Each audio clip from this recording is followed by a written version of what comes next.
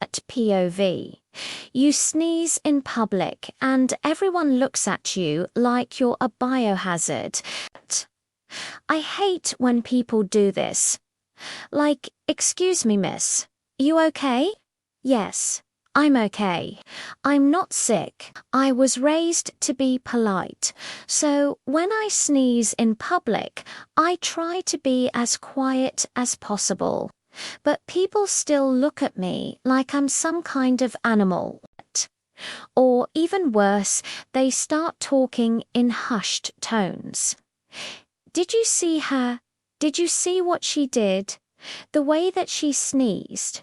It's so nasty. I know what you're thinking. You're thinking it's because I didn't cover my mouth. But I did.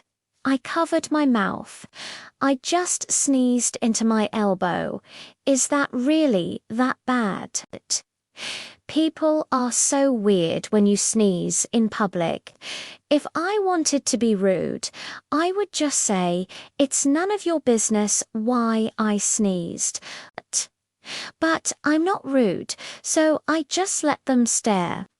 Subscribe to not get stared at when you sneeze.